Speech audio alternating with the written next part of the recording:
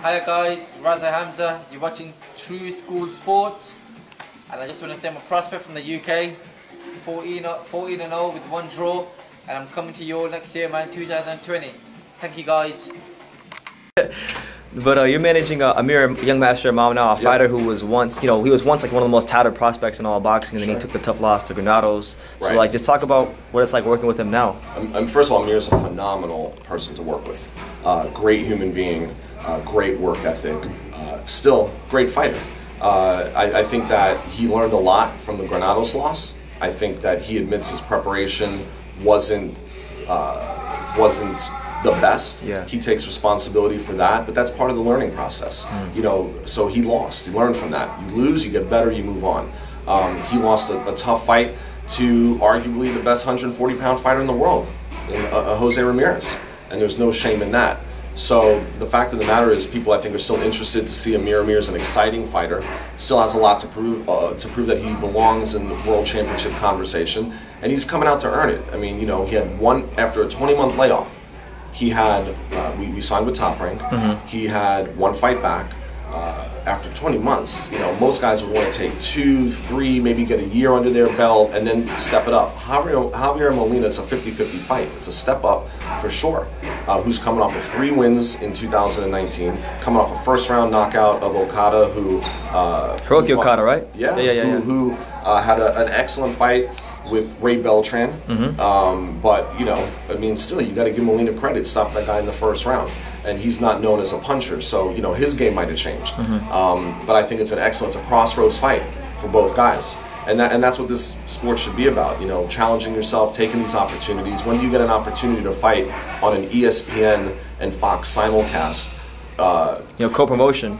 I mean, Top Rank PBC on maybe the biggest fight card of the year. And you're going to be on the television portion.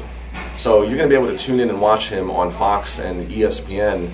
I mean, you know, can have upwards of 1 million viewers on that. And so it's an opportunity. You can only ask for opportunity. He's putting in the work. He's getting the opportunity, and now he's going to go out there and compete and perform and get the win.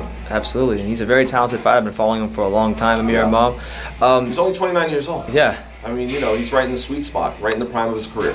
Yeah, he's still got a lot to give to the sport. Absolutely. Yeah, how do you, like, assuming that he gets past a very tough fighter, Javier Molina, how do you think he would match up against somebody like a Terence Crawford? Because now under the same banner. Well, we're staying at 140. Oh, you're staying 140? Yeah, this fight against Molina is at 142. So the first fight after a 20-month layoff was at 144. Yeah. The conversation was maybe go to welter, maybe go to 40. That's what I thought I was going to do, go to welterweight. Yeah, but I think that with the way that Top Rank has now acquired Josh Taylor, they have Jose Ramirez, maybe Regis Prograis ends up in the picture, Amir is there. I think that the division is exciting.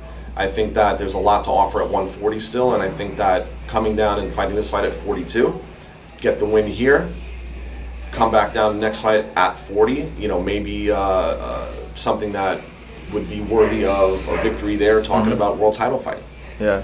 How do you think he matches up with Jose Ramirez and Josh Taylor then? Well, you know, I think that it's a more mature Amir Imam. I think it's a different environment for his strength and conditioning. He's with Perfecting Athletes, who works with Crawford and Shakur Stevenson and just a number. I mean, I could keep Jamel Herring and a number of fighters. Yeah, list goes on and on. List goes on and on. I think they have a champion in every weight class. So he's been now with them since June. With all of his meals and having them during fight week for his weight cut, which has made his weight cut a breeze. Also, he has all the access at Centeno Sweatbox. He's been training with Javier Centeno. This is their second fight together.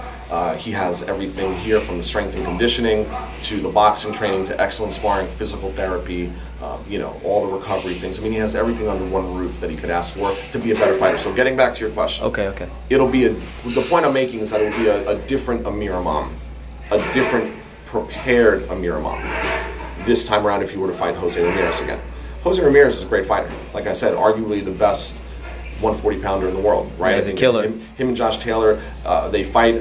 Who knows, right? Ramirez comes out on top. It just kind of reinforces that, you know, maybe at the end of the day, Amir lost to the best 140-pounder in the world. But I think that you would see a different fight because I think you'd see a different Amir Imam.